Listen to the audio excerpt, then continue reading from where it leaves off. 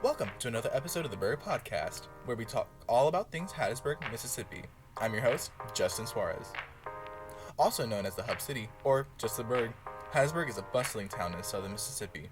It's an educational, cultural, business, and medical hub for the region, and we're pleased to share stories from our community. On today's episode of the Burg Podcast, we have interviews with two public figures of Hattiesburg, one an academic and the other a local business owner. We also have two audio essays. In our first interview, Gabe Caraway speaks with a prominent historian from Hattiesburg to delve into his remarkable career and the key milestones that shaped his success. I'm Gabe Caraway for the Burg Podcast. Today I'm interviewing Professor Andrew Wiest. My guest is a history professor at USM who is recognized as both a University Distinguished Professor of History and the General Buford Blunt Professor of Military History. Professor Wiest, thank you for being with us today. You're welcome. So, going through your background, there was a lot to really digest. I think the first thing I want to ask, though, is the General Buford Blunt Professorship. How did you come to receive that? And, you've had it since 2023. What projects you've been able to accomplish as a result of that? Sure, that's a rotating professorship here that you apply for. So you have it for 2 years, and it provides money to help you with your research. I went through the application process and was lucky enough to get it. And I was in the process of working on a book on a Mississippi National Guard unit, the 150th Combat Engineers, and their deployment to Iraq in 2005. And the money that I got as the Blunt professor really sped up that research, because my research involved a lot of oral histories, and talking to veterans very time consuming, so that gave me time and resources to do that. But most importantly, writing a book that's, in this case, about 120,000 words long takes some time, and it really causes you to focus. And, to put it bluntly, if you've got classes to teach and 200 students come in and ask you questions, that really breaks up your writing time. So I used some of that money to buy out my teaching one semester and just devote myself to writing, which really sped up that whole process. It was incredible to hear that you had a documentary back in about 10 years ago, I believe. Yes. Brothers in War. In the book, it's based on your book, Boys of 67. It's been over 10 years now. So just reflecting on it now, what was that process like, kind of seeing it go from page to screen? Well, that process was great and very rewarding. That book, Boys of 67, is very much like the book I just finished on the National Guard. It's about the lives of, in this case, young men, and of course their families as well, when they're drafted and sent to war. The unit I covered had 160 guys in it when it shipped out, and 26 of them were killed and another 105 were wounded. So it was a very tough year for these guys.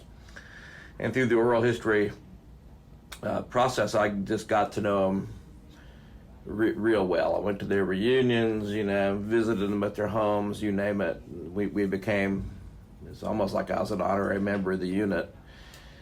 And I had worked with a documentary company called Lou Rita Productions on a number of other documentaries, both as a talking head and as a historical writer for them.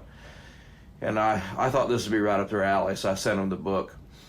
And they loved the idea. That they re-interviewed about 13 of the guys. And the first night they put it on television, it was on National Geographic. There were over 7 million people watching it. And to me, that's a nice, hug to your giant ego. But to me, that also meant that the stories that I was telling about veterans that had been overlooked for a generation were finally getting out there. And the manner in which we screened it the first time was really interesting. The unit had just lost one of its platoon leaders. He was lieutenant. He eventually became a colonel. He was everybody's hero. He was a guy named Jack Benedict, got both his legs blown off in Vietnam, stayed in the military. He was just John Wayne character. He had just died, and they were burying him in Arlington Cemetery. So we went to that funeral, and the whole company of soldiers was invited. Maybe 70 of them turned up.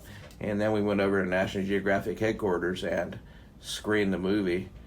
and they saw images that they hadn't seen since 1967. They heard voices because we also used recordings. Some of the guys sent home tape recordings as opposed to letters, so they got to hear voices of people who were killed in 1967. It was a very emotional night for them. We were nominated for an Emmy, which was really cool. So me and a couple of the veterans got to go to the Emmys. We didn't win, too bad, but we got that experience. So it was just about as cool as you can imagine, the whole process. So you have a new book releasing soon in May, I believe? Yes. Titled Dogwood, a National Guard's Unit War in Iraq. Could you tell us a little bit about that story that you're going to tell? Sure. Again, it's a group of veterans that their story just really hadn't been told. I grew up with these guys since I grew up here, and the ability and the storytelling that I brought to the Vietnam unit, I thought, why not do this for my friends and neighbors, the guys I grew up with. And the National Guard is routinely overlooked anyway. So there's a lot in this book because in the wake of the Vietnam War, the National Guard changed from being one thing that it had been since the founding of this country to something very new. So historically, that's probably the biggest story that I'm telling. What did this new form of warfare that we employed do to the National Guard? But it's also a micro version of that story. It looks at, in this case, one battalion, which, give or take, in Iraq is going to be about 300 guys. So it's a very focused story. And these guys went over there. They're combat engineers, so what they're supposed to do is build stuff to defend you and knock down stuff the enemy uses to defend itself. That's the combat engineer's job. When they got there, the situation was rather desperate, so they were given the job of being infantry soldiers, just like everybody else. But of course, they didn't have the same weapons systems that other infantry soldiers had. And they were given a place in Iraq that they knew so little about. They got lost on the way there, so they don't have the right way, and it's a really bad place too. It's in a fun little vacation area in Iraq called the Triangle of Death. It's not where you really want to end up. So they're in the worst place. They have no intelligence on the place. They don't have the right weapon systems, and frankly, their training had leaned towards something else. And they pay the price. 5 of them are killed. Numerous are wounded, especially to improvised explosive devices, these IEDs that go off on the side of the road. For the wider Mississippi unit that they were part of, over 30 were killed. So it was a pretty bloody year when we were over there. That being said, with all of the disadvantages they had, these guys succeeded like nobody's business. The area they were given, and that's a big part of the book, is how they did these things. But the area they were given by the time they left was peaceful. There were no more IEDs going off. They had adopted a school. They were helping the farmers out in the fields, you name it. But as soon as they left, the Marines, who were their bosses in Iraq, abandoned the area, and it went back under control of the insurgents. And it was like they were never there. It was like everything they did and the lives and blood they spent was kind of wasted. So I wanted to tell that story about these humans and their wonderful success, but how it was kind of forgotten and overlooked. Your work with the National Guard right now, you're working on the archive. Yes. So can you detail how that process is currently going? Sure. I was ignorant enough to think when I began research on a National Guard unit that it would be just the same as the research I had undertaken on regular Army units. Regular Army units, once things are declassified, you know right where to go to find those materials. So I just presumed as a Mississippi National Guard unit there'd be a similar archive for our guard in Jackson, and that wasn't the case. The National Guard has historians. We have a wonderful museum down at Camp Shelby. So they try, but their priority is to fight and train. Their priority isn't to, put their history together in one place. And not only is this in Mississippi, it's for the whole country. The National Guard is divided up, unlike the Army, into 54 chunks. Each state has its own guard, plus the 3 territories in Washington, D.C. have their own guard. So in each one of those states, there's a similar problem. So to research the National Guard, I discovered if you want to do a bigger topic than just one state, you'd have to go to hundreds of places potentially to do your research. And it was just our idea that, hey, Southern Miss has a really good military history program, got a great archive, a great oral history program, because the closer you get to modern, the less pieces of paper you have and the more electronic stuff you have, which much of it goes bye-bye, so you really have to rely on oral histories a lot. We're great at that stuff. So we went up to the state and basically said, how about we work together? You guys have this great history, but really don't have the focused ability to collect it and tell it. We have the focused ability. How about we put this thing together? And so that's what we're doing. We formed the Center for the Study of the National Guard, and we now have agreements with the National Guard Association, which is their retired organization, essentially the National Guard's lobbying branch. We've signed on with the National Guard Bureau, which is, the National Guard is commanded in a weird way. It's not commanded from Washington. It's commanded in all the states, unless they're federalized, but this is the Washington kind of nexus of the Guard, the National Guard Bureau.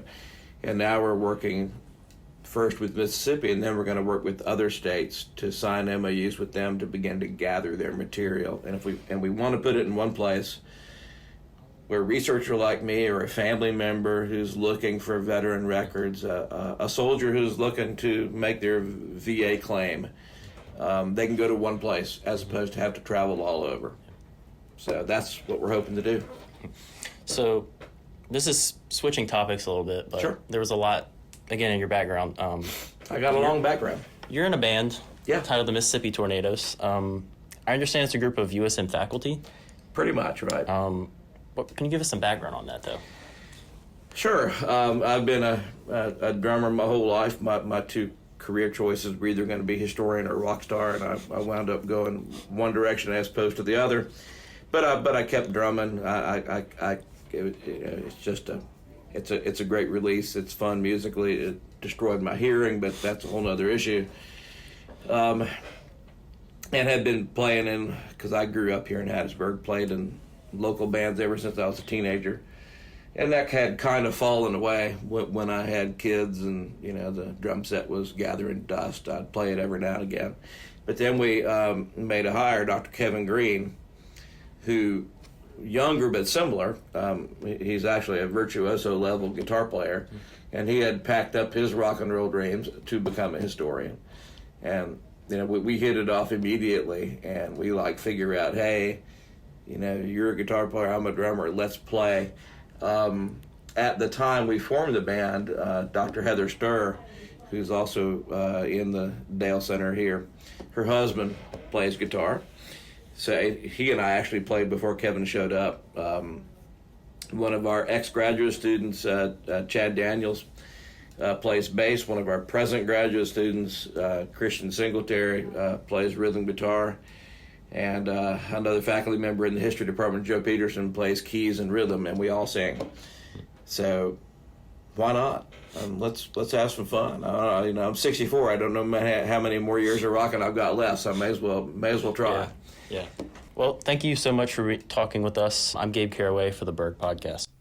In our next interview, Taylor McKinnon sits down with Katie Sasser, a local boutique owner, who gives insights on how to build a thriving business and the path that led her to choose her current career. I'm Taylor McKinnon for the Burg Podcast. Today I'm interviewing Katie Sasser as a part of our regular series, interviewing interesting people of the Pine Belt. I get to chat with Katie, the creative force behind Legacy Lane, a stylish boutique with a thriving online presence located in Hattiesburg, Mississippi. Katie's story is so inspiring. She went from working in a boutique right out of college to taking the leap and launching her own business with her twin sister. We dive into everything from the magic behind her marketing to how she juggles multiple creative passions like photography and makeup. If you've ever dreamt of turning your entrepreneurial dreams into reality, or just love hearing stories about driven women, you don't want to miss this one. Thanks for being on the podcast, Katie. Thanks for having me. I'm excited to be here. Absolutely. So what sparked the initial idea to open Legacy Lane, and what was the journey like going from that initial spark to actually opening your doors?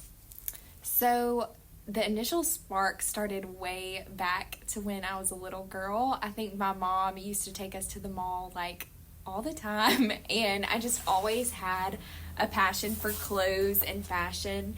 And I really owe that all to my mom for, dressing us cute, dressing me and my twin sister alike until we were in like 4th grade. So we just always loved clothes. And then once I got into 4th grade and we stopped dressing alike, I kind of created my own identity, and I found that in clothes. And so anyways, that's the initial spark. And then what was the rest of the question? Yeah, so what was it like from that initial spark to then opening your doors or launching online? Yeah, so the initial spark, as I said, started way back. So after the initial spark, I kind of felt like opening my own business was unattainable, unreachable, as I feel like most people do. So as a little girl, I felt like I could do anything, and I would like draw little doodles of clothes, like me designing stuff that was terrible, but I loved it, and I felt like I could do it. And then as I grew older and got into college, I was like, this is so far out of reach. I'm never going to be able to do this. I have no clue what I'm doing. There's not a class in college that says, this is how you start an online boutique, or this is how you start a business. There's just not anything like that, or at least there wasn't when I was in college. Right. But as I got out of college, I decided that I was going to major in business and marketing, and both of my grandfathers were entrepreneurs, so I decided that I would just work for one of them. They offered me a job, and I worked there for like 6 months, but I was not passionate about it at all, and I just began to pray that God would like open the doors, give me an opportunity to do whatever it was that was His will, but something that I would love. And one day, randomly, I did not apply for this job. I got a call, and someone offered me a job to work for an online boutique, and full time.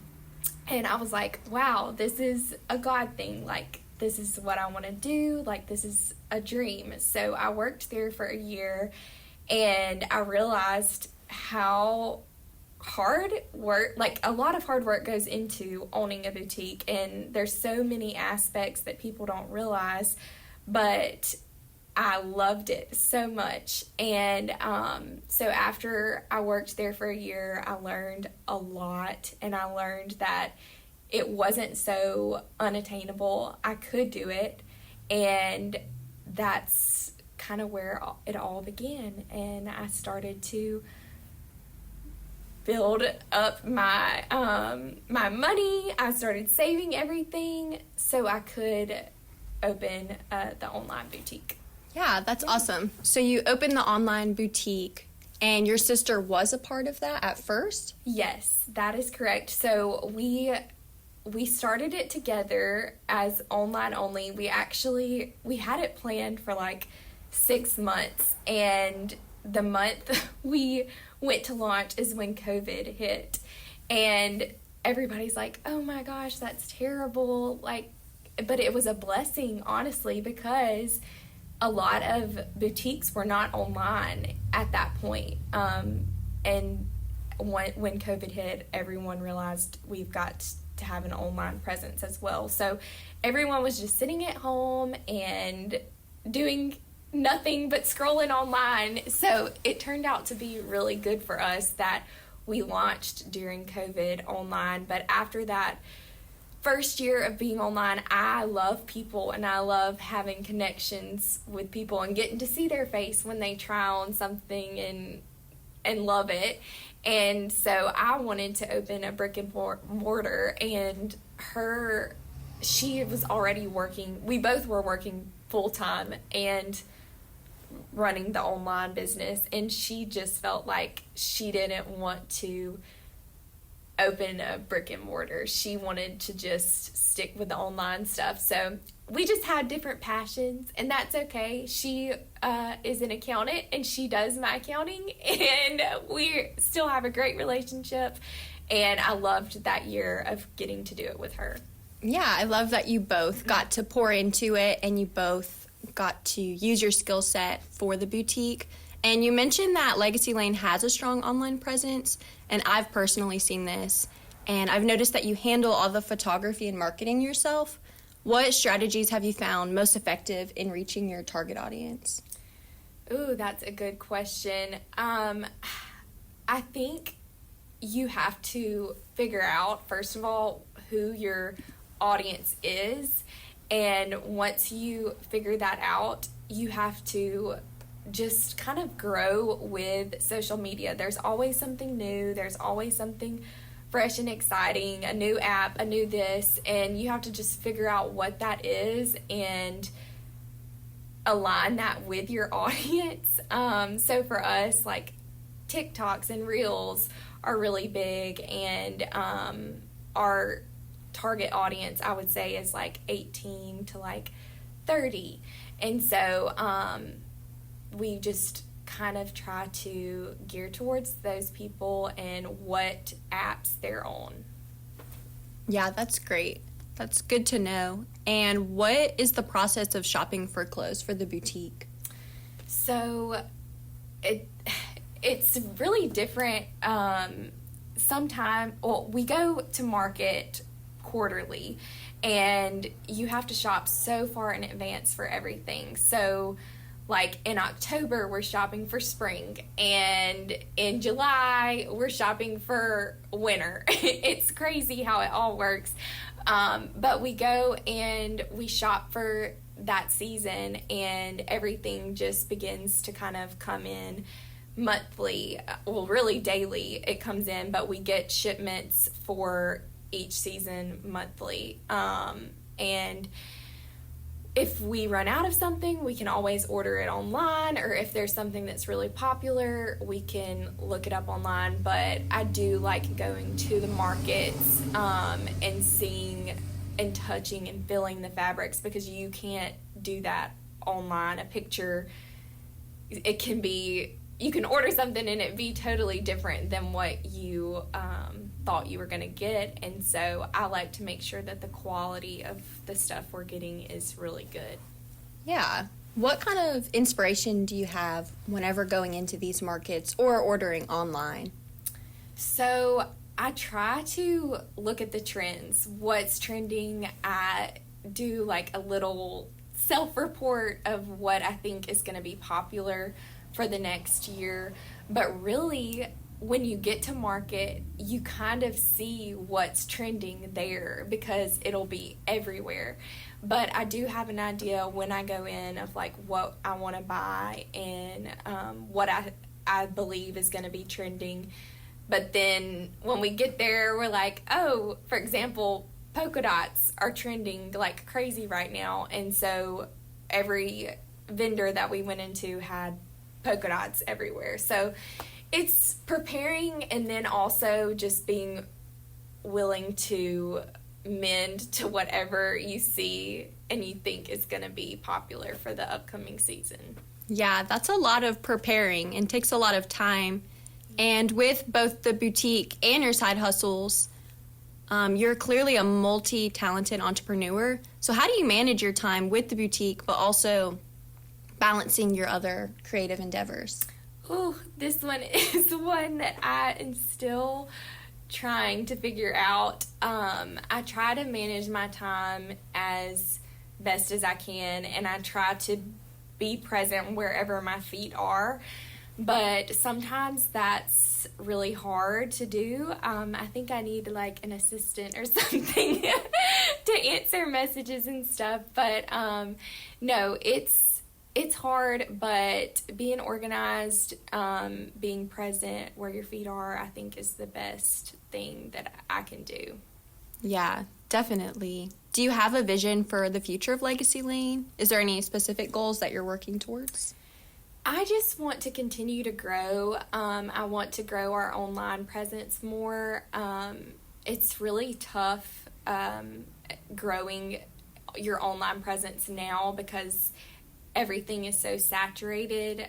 Social media is so saturated.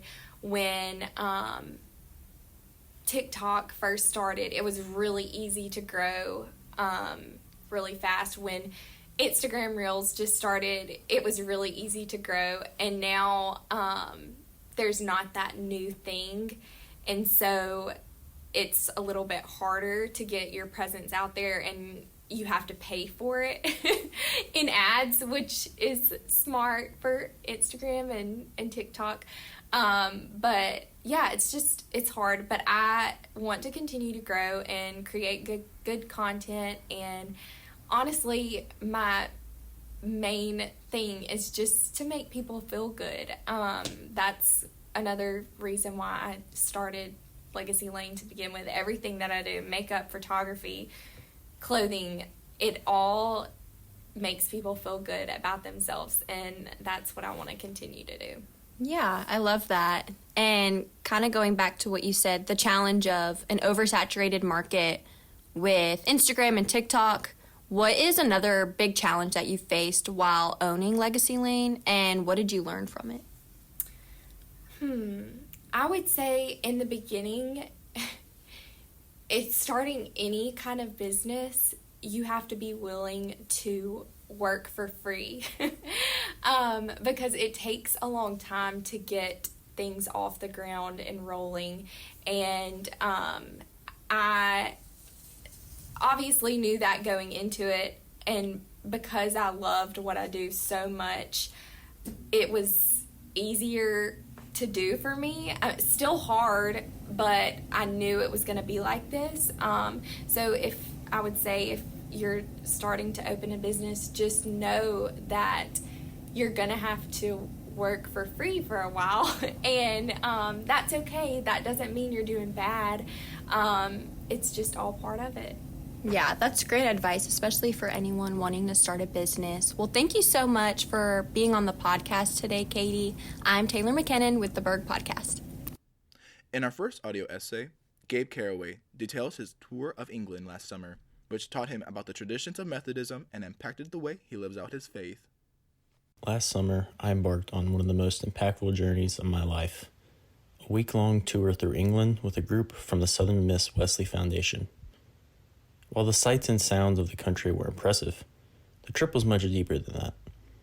It was an opportunity to learn more about John Wesley, founder of the Christian tradition of Methodism, which I now subscribe to since I left home in Louisiana and came to school in Hattiesburg. The long months leading up to the trip quickly turned to days, then to hours.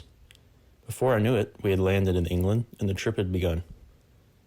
When I'd previously been to England, I hadn't gotten to see much of its natural landscape. Those views enhanced the long bus ride that we took to our first landmark on the tour, as I eagerly anticipated seeing a different side of the country. Beautiful fields and farmlands accented with incredible architecture rolled by, leaving not a dull moment on our journey. It's hard to describe exactly how my faith has been impacted by my move to college. Growing up as a Baptist, it would have been a seamless transition for me to join the Baptist Student Union. But after going to both the BSU and the Wesley Foundation, it was clear where God was calling me, and I've been plugged into the Wesley ever since. Since I hadn't spent the majority of my life familiar with the denomination, I joined the Wesley with an open mind, willing and excited to learn about the tradition. So when a trip through England focused on studying the life of John Wesley and his family was posed to me, I leapt at the opportunity. Of course, the chance to see England for a second time was an exciting aspect, but this time I would be seeing it through the lens of faith. Our first stop on our journey, the town of Coventry, was highlighted by the cathedrals. Destroyed by bombings during World War II, the old cathedral lay in ruin in the heart of town. Directly next to the ruins, the modern cathedral rose from the ashes and high into the sky, serving as an inspiring testament to the importance of faith to these townspeople. A prime example of the different side of England I got to see on this trip was the remote village of Epworth. It was here that John Wesley and his brother Charles were raised in a rectory while their parents served the local church. Walking through the home now brought about many realizations as to how life was in John's time. In such a place as this, it was interesting to see the differences in lifestyle between John's quaint hometown and the places he would eventually go. Visiting Memorial Church across the town gave me the opportunity to connect with the townspeople and learn more about the area. They offered up thoughts related to the faith that we wouldn't have been told by our tour guide, which grounded my experience and reminded me why I was on this journey. The next stop on the trip was Christ Church College in Oxford, where John Wesley studied and was ordained. The campus was gorgeous, and a personal highlight for me was seeing the Great Hall, which was used for the Harry Potter movies. However, the main cathedral offered up some of the most stunning sights of the entire journey. I took some time to step aside and try to see it through the lens of John, who would have gone there for regular service. My favorite span of the trip was the back-to-back days split between the cities of Bristol and Bath.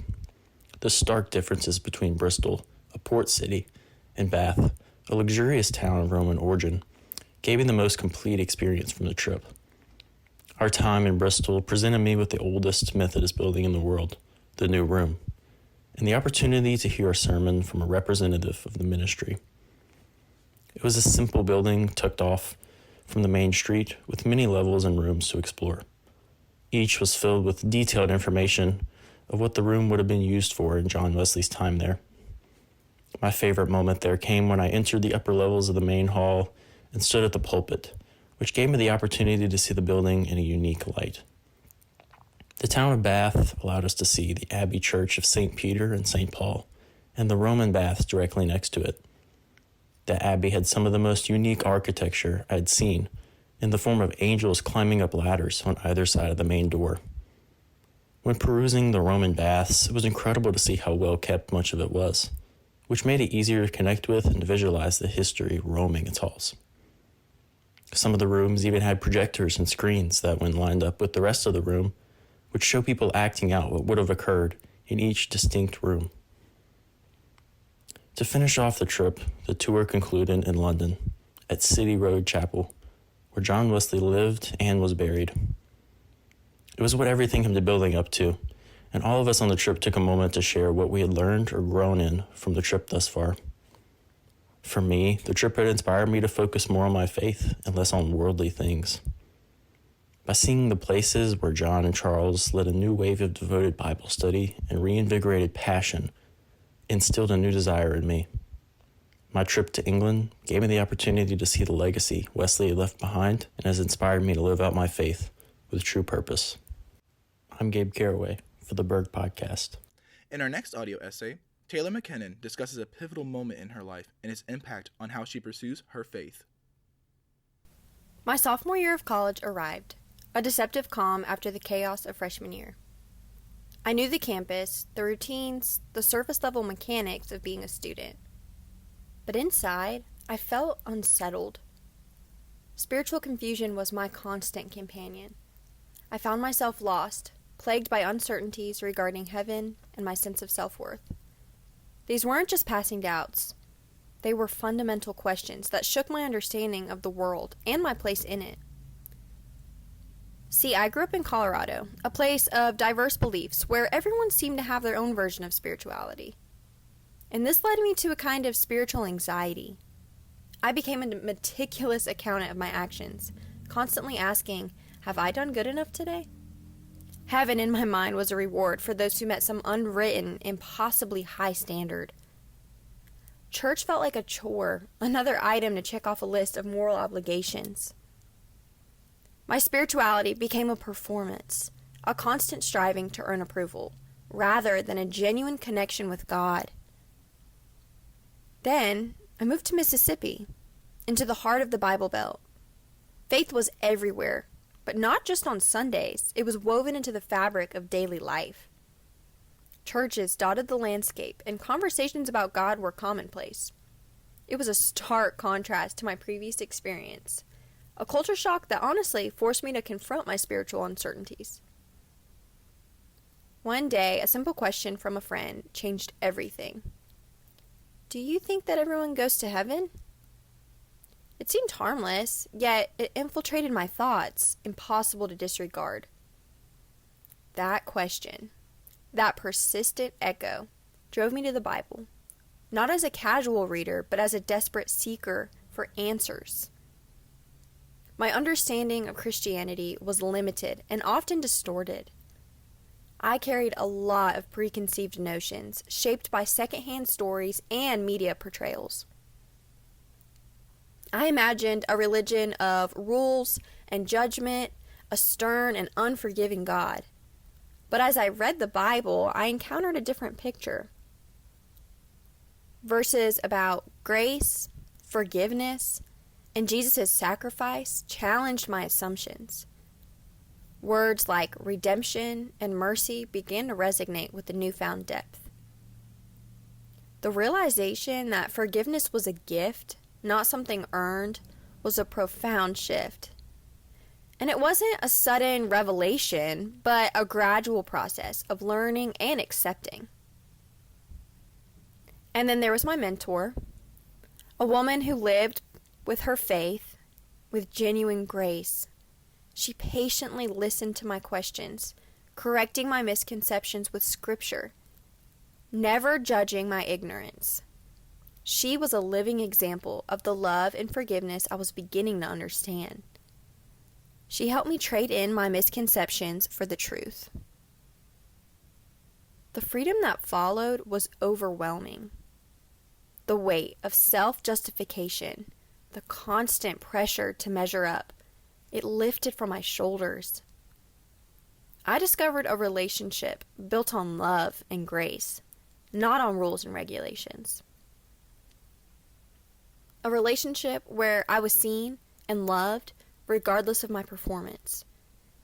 And in that acceptance, I found a peace that I had never known. The questions didn't vanish, but they no longer held the same power. They were now part of a journey, a continuous exploration of who Jesus is, rather than that relentless questioning. My journey began during spiritual confusion, weighed down by self-doubt and shackled to a distorted view of Christianity. I was a meticulous accountant of my actions, driven by spiritual anxiety. But a simple question from a friend, the culture shock of a new environment, and the patient guidance of a mentor combined to initiate a profound transformation. I traded in my misconceptions for the truth found in Scripture, and my anxiety for the peace that surpasses understanding, and my relentless striving for the acceptance that comes through grace. I'll be honest, the questions about my faith remain, but they no longer define me or hold me captive. Instead, they fuel a lifelong exploration of who God is, whose love transcends my own imperfections and my own failures. I'm Taylor McKinnon for the Burg Podcast. Thank you for tuning into the Burg Podcast. This podcast is produced by students in Dr. Dave Davies' MCJ 344 podcasting class in the School of Media and Communication at the University of Southern Mississippi.